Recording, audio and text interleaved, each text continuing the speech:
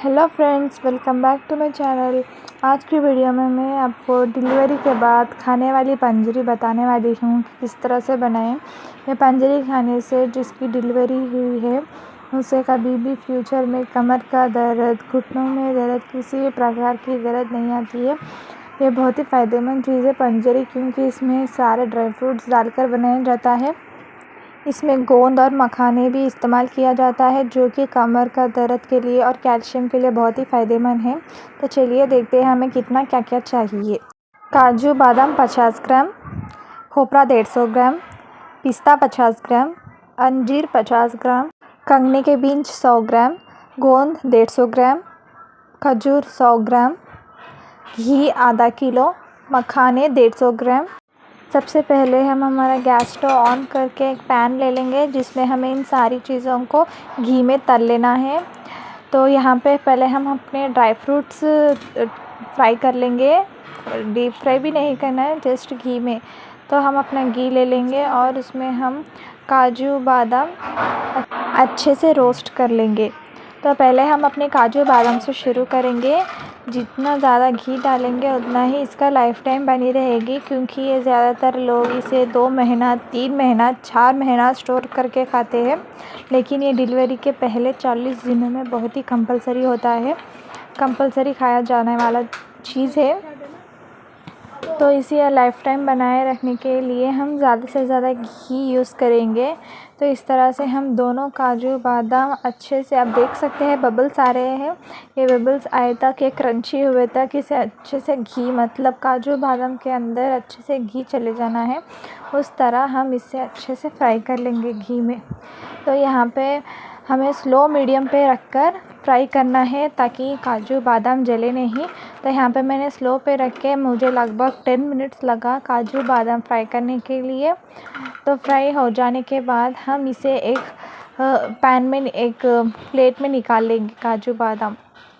तो यहाँ पे हमारे काजू बादाम अच्छे से घी में फ्राई हो गए हैं। उसके बाद हम पिस्ता भी हम अपने घी में अच्छे से रोस्ट फ्राई कर लेंगे। हम सारी चीज़ें अलग अलग घी में पकाएंगे। पहले हम ड्राई फ्रूट से शुरू करेंगे, तो ये भी क्रंची हुए तक इसे घी में रोस्ट करेंगे इस तरह से। तो यहाँ पे मेरा रोस्ट हो गया है पिस्ता, उसे भी हम काजू बादाम वाले प्लेट में निकाल लेंगे पिस्ते को। तो यहाँ पे हमारा काजू बादाम पिस्ता रोस्ट हो गया है। हम सूखा खजूर ले लेंगे। सूखा खजूर को मैंने कट करके बीच में से उसके जो बीज है उसे निकाल लिया है। याद रहे कि खजूर में से बीज ज़रूर निकालें, और उसे भी इस तरह से अच्छा घी में रोस्ट कर लेंगे डार्क ब्राउन हुए तक। तो यहाँ पे मैंने खजूर भी अच्छे से ब्राउन कलर तक पका लिया है। तो इसे भी हम ड्राई फ्रूट्स वाले प्लेट में निकाल लेंगे। तो ये भी हमारा खजूर रेडी हो गया है। खजूर के बाद अंजीर भी हम ऐसे ही तल लेंगे। याद रहे इन सारी ड्राई फ्रूट्स को हम मीडियम या स्लो स्टोव आंच पे रख के तलेंगे। हाई फ्लेम पे रखने से ये जो ड्राई फ्रूट्स है वो जल जाएंगे और टेस्ट में कड़वा आ जाएगा, कड़वापन का टेस्ट आ जाएगा। याद रहे मीडियम या स्लो फ्लेम पे रख के हम ये सारी चीज़ें घी में तल लेंगे। तो यहाँ पे हमारे अंजीर भी इस तरह से रेडी हो गए हैं तल कर, अब देख सकते हैं। अब हम हमारे पैन में और थोड़ा ज़्यादा घी डालेंगे, क्योंकि अब हम गोंद फ्राई करने वाले हैं। और गोंद हम थोड़ा थोड़ा कर कर फ्राई करेंगे, क्योंकि गोंद जो होती है वो बहुत ही दांतों में चिपकने वाली चीज़ होती है। तो इसे अच्छे से फ्राई करना होता है, और वो फ्राई होने के बाद आप देख सकते हैं कुछ इसका साइज़ फूलकर इस तरह से होता है। तो इसलिए हम थोड़ा थोड़ा करके हम अपनी सारी गोंद ऐसे ही घी में तल लेंगे। गोंद बहुत ही फ़ायदेमंद चीज़ है। ये कमर के लिए बहुत ही फ़ायदेमंद है, जैसे कि कमर कैल्शियम देने वाली चीज़ है, जिससे कमर का दर्द कभी भी नहीं आता गोंद से। तो ऐसे ही हम थोड़ा थोड़ा करके सारा गोंद घी में तल लेंगे। तो यहाँ पे मेरा गोंद रेडी हो गया है, फ्राई हो के, आप देख सकते हैं। अब हम मखाने भी फ्राई कर लेंगे घी में। बचे हुए घी में हम इस तरह से मखाने डालेंगे और उसे फ्राई करेंगे। मखाने फ्राई हुए बाद एकदम क्रंची टाइप हो जाते हैं घी में फ्राई होने से। मखाने में बहुत सारा फाइबर, प्रोटीन्स जो कि पोस्टपार्टम डिलीवरी लेडी के लिए जो भी चाहिए ताकत, वो सब कुछ मखाने में मिलता है। और ये भी हम पंजरी में यूज़ करेंगे। इसी तरह से हम थोड़ा और घी डाल लेंगे और थोड़े थोड़े करके सारे मखाने डीप फ्राई कर लेंगे अच्छे से घी में। हम घी में कंजूसी बिल्कुल भी नहीं करेंगे, जितना ज़्यादा घी खाए उतना अच्छा होता है। इसी तरह से हम सारे मखाने इस तरह से डीप फ्राई कर लेंगे घी में। अब हम कंगने के बीज, ये भंसाली की दुकान में आसानी से मिल जाता है। इसे हम घी में 2 मिनट या फिर 5 मिनट्स स्लो फ्लेम पे रख के रोस्ट करेंगे और निकालेंगे। ज़्यादा देर रखने से ये बीन जो है जल जाएगी। ये इसलिए डाला जाता है क्योंकि डिलीवरी के बाद मिल्क सप्लाई इंक्रीज़ होने के लिए, ब्रेस्ट मिल्क सप्लाई इससे अच्छा होता है, इसलिए ये बीन्स पंजरी में डाली जाती है। ब्रेस्ट फीडिंग मदर के लिए बहुत ही हेल्पफुल है ये वाली बीन्स। इसे हम ज़्यादा देर नहीं रखेंगे घी में, बस 2 या 5 मिनट स्लो फ्लेम पर रख के घी में डाल के निकाल देंगे। ज़्यादा देर रखने से ये जो बीन्स है वो जल जाएगी। अब हम इसमें और घी डाल लेंगे, और घी क्योंकि कम पड़ेगा मुझे, इसलिए हम और घी डालेंगे। और जो पिसा हुआ खोपरा है उसे हम घी में रोस्ट कर लेंगे। तो ये जो सूखा खोपरा रहता है उसको मैंने अच्छे से मिक्सर में एक बार ग्राइंड कर लिया है, और ये बन गया हमारा कोकोनट पाउडर। और उसे भी हम अच्छे से घी में रोस्ट कर लेंगे। हम इसमें घी और ऐड करके अच्छे से रोस्ट करेंगे। घी में कंजूसी बिल्कुल भी नहीं, घी और एक्स्ट्रा ऐड करके हम इसे अच्छे से घी में रोस्ट करके निकाल लेंगे।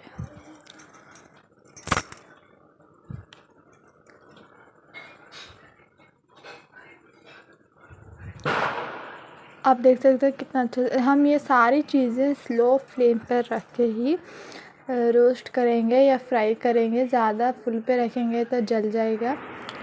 तो यहाँ पे हमारी सारी पंजरी की सामग्री घी में एकदम से फ्राई हो गई है। ड्राई फ्रूट्स में देख सकते हैं आप, काजू, बादाम, खजूर, अंजीर, पिस्ता सब एक प्लेट में है, और यहाँ पे एक बाउल में है मखाने। अब देख सकते हैं फ्राई करने के बाद मखाने कुछ इस तरह से कुरकुरे के जैसा कुरुम कुरुम हो जाएगा, और ये जो गोंद है वो भी सेम ऐसे ही कुरुम कुरुम हो जाएगा। यहाँ पे खोपरा भी हमने रोस्ट कर लिया है। आप देख सकते हैं एकदम ब्राउन कलर का हो गया है घी में रोस्ट करने से। और यहाँ पे मैंने शुगर पाउडर लिया है, मिठास थोड़ा पंजरी में मिठास लाने के लिए शुगर पाउडर लिया है। आप गुड़ भी ले सकते हैं। और कंगने के बीन्स ये सब रेडी हो गए। अब हम इसे अलग अलग मिक्सर में ग्राइंड करके पीस लेंगे, सब अलग अलग पीसेंगे। तो पहले हम यहाँ पे मिक्सर ग्राइंडर ले लेंगे, उसमें हम हमारे फर्स्ट काजू बादाम पीस लेंगे, क्योंकि हर एक चीज़ अलग अलग पीसना होता है। तो हम फर्स्ट ट्रिप में काजू बादाम पीस लेंगे। तो यहाँ पे मैंने काजू बादाम पीस लिया है, इस तरह से पाउडर बन गया है काजू बादाम का। अब हम इसे एक बड़े से बॉल में निकाल लेंगे जिसमें हमारी पंजरी बन रही है। तो इसमें हम हमारा काजू बादाम का पाउडर निकाल लेंगे। तो ये हमारा काजू बादाम का पाउडर। उसके बाद हम सेकेंड ट्रिप में हम हमारे सिर्फ खजूर जो है, सूखा खजूर जो हमने रोस्ट किया है घी में, वो ग्राइंड कर लेंगे। तो ग्राइंड करने के बाद हमारा खजूर का पाउडर है कुछ इस तरह से, ये भी हम हमारे काजू बादाम वाले पाउडर में मिला देंगे। खजूर का पाउडर सारी सामग्री हम यही बॉल में ही मिलाएंगे पंजरी की, और यही बॉल में हमारी पंजरी बनेगी। अब तीसरी बार हम अंजीर का भी ग्राइंड कर लेंगे। तो यहाँ पे हमारी अंजीर भी अच्छे से ग्राइंड हो गई है पाउडर के जैसी। इसे भी हम हमारे पंजरी वाले भगोने में मिला देंगे, अंजीर का भी पाउडर। अब पहले हम पाउडर जो भी है वो पीस लेंगे। आखिरी में ये वाला गोंद में बहुत ज़रा घी है, इसलिए हम ये जो है आखिरी में ग्राइंड कर लेंगे। गोंद भी हम हमारे मिक्सर में ग्राइंड करेंगे। तो इस तरह पेस्ट की तरह निकल आया है हमारा गोंद। आप चाहे तो गोंद को क्रश भी कर सकते हैं। अपने जो क्रश करने का स्पून रहता है उसकी मदद से आप क्रश कर सकते हैं। तो ये भी हम हमारे पंजरी की बॉल में गोंद डाल लेंगे। हमारा गोंद का जो ग्राइंड किया हुआ है वो इस तरह से लिक्विड में आया है। इसके बाद हमारे मखाने, फ्राई किए हुए मखाने भी हम ग्राइंड कर लेंगे। अब चाहे तो मखाने को क्रश कर सकते हैं। तो यहाँ पे जो पंजरी मैं बना रही हूँ वो है पाउडर की पंजरी नहीं होती, ये है लड्डू, जिसे हम पंजरी का लड्डू बनाते हैं उस तरह की पंजरी है ये, पाउडर की पंजरी नहीं है। अगर आपको पाउडर की पंजरी चाहिए तो ये जो मखाने हैं, मखाने गोंद, उसे आप मिक्सर में ग्राइंड करने की बजाय क्रश कर लीजिए। क्रश करने से क्या है, पंजरी का पाउडर बन के निकलेगा। तो इस तरह ग्राइंड करने से क्या बनेगा, लड्डू के जिस तरह से मिक्सचर रहता है उस तरह से बनेगा। आगे की वीडियो में आप देख सकते हैं। तो अब हम पीस लेंगे हमारे कंगने के बीज। कंगने के बीज आप पीस कर भी डाल सकते हैं, क्योंकि वो साइज़ में ही बहुत छोटे रहते हैं। तो इस तरह से हम पीस के वो भी हम हमारे पंजरी के बाउल में मिला लेंगे। तो हमारे जितने भी ग्राइंड करने का सामान था वो ख़त्म हो गया है। तो हमने सारी चीज़ें ग्राइंड कर ली है। अब ये जो हमने रोस्ट किया हुआ खोपरा है घी में, वो भी हम इसमें ऐड कर लेंगे। और हम अपने स्वादानुसार शक्कर डाल लेंगे। तो यहाँ पे मैं कम मीठा यूज़ कर रही हूँ, क्योंकि ब्रेस्ट फीडिंग हूँ मैं। तो ब्रेस्ट फीडिंग के लिए आप शुगर ज़्यादा खाते हैं तो आपके द्वारा आपके बच्चे को खांसी होने के चांसेस रहते हैं, इसलिए मैं थोड़ा सा ही शक्कर यूज़ कर रही हूँ यहाँ पे। तो इसे हम अच्छे से मिक्स करेंगे बहुत देर तक, अच्छे से पूरे जो आइटम्स इंग्रेडिएंट्स है पंजरी के वो मिल गए जैसा अच्छे से मिक्स करेंगे बहुत देर तक। ये पंजरी बनाने के बाद आप इसे लड्डू की तरह भी शेप देकर बना सकते हैं। तो हम पूरे आइटम्स बनाने के बाद हमारा जो पंजरी है कुछ इस तरह से टेक्सचर निकलेगा पंजरी का। तो आप इससे लड्डू बना के भी स्टोर कर सकते हैं, या फिर ऐसे ही एक बॉल में डाल के स्टोर कर सकते हैं। तो मैं यहाँ पे एक टाइट कंटेनर ले रही हूँ स्टील का, और इसमें डाल के हम स्टोर कर लेंगे। इस पंजरी को डेली सुबह उठने के बाद नहर पेट 1 चम्मच पंजरी दूध के साथ लेना है। ये पोस्ट डिलीवरी के लिए बहुत ही फ़ायदेमंद है। इससे फ्यूचर में कभी भी कमर दर्द, घुटनों में दर्द जैसी कोई सी भी बीमारी से नहीं आएगी।